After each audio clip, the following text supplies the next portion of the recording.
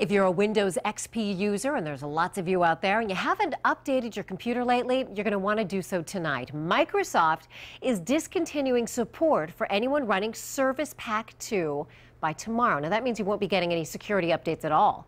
Hundreds of thousands of computers could potentially be impacted here.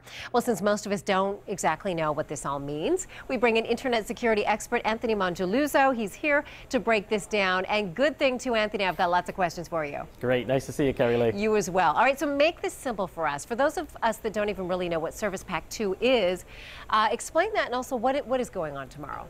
About 4 years ago, Service Pack 2 was the latest and greatest service offering of Microsoft, which essentially fixed all the virus and hacking attacks going against the Windows XP operating system. Now, as time goes on, Microsoft will no longer be providing support, so you need to update your computer to the latest and greatest, which is now Service Pack 3. Gotcha, but how do you know if you have Service Pack 2? Is there some way to figure it out from your computer? Yes, luckily there's a real easy way. Okay. You want to right-click on My Computer.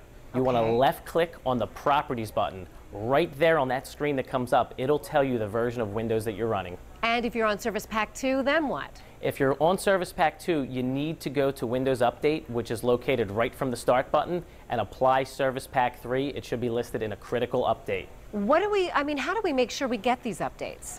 The easiest way is in the My Computer settings, you could turn your automatic updates on so it automatically applies the updates overnight. Many users should do that. It is the default setting. Seems like we're always talking about Facebook when you come in, but there's another angle here. They're making sure that young users stay away from child predators. Such a good thing. So Facebook is launching this panic button. Users 13 to 18 years old can click the button to report any inappropriate behavior. I don't know, Anthony, as a parent, I think this is a pretty great idea. I mean, what kinds of things do you think it's going to protect those young users from? It could protect users for a lot of different things. Right now, it's trying to mostly protect them against sexual predators. Right. One thing to put out, though, the button is not a Facebook-sponsored panic button. They're working in conjunction with another agency to do this. I was going to ask you that. Oh, do you know who they're working in conjunction with? Yes, it's the Child Exploitation and Online Protection Center that they're working with, and primarily it's starting in the UK, but it's going to be around for all Facebook users. All right, so Facebook is allowing them to put this button on the users' profiles if parents want them to. How does the button work? I mean, is it a click and simple as that? Literally, if you see something that seems to be offensive, inappropriate, the children will actually have to be trained, of course, to click it. It'll report it to a local agency based on where the user is located. Really, really good development there. All right, finally, I want to ask you about this iPhone lawsuit. A federal judge says a monopoly abuse lawsuit against Apple can move forward as a class action suit. Now, this lawsuit takes issue with Apple locking off the iPhone and making AT&T the exclusive carrier. Users, they've been upset about this. They say it drove up costs, it hurt the competition.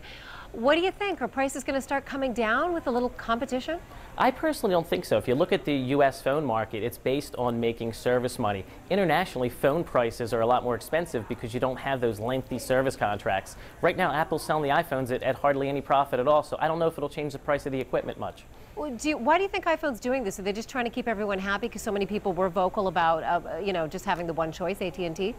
iPhone really went with AT&T for the monetary reasons. No other carrier was going to offer them the kind of money that they received, and I personally think, and a lot of others out there, if they went on a different carrier, it would have destroyed the network. So it was a great fit for them at the time. Oh, it was the right move then. All right, lots of changes we're talking about here. Anthony Mongeluzzo, thank you. Thank you so much.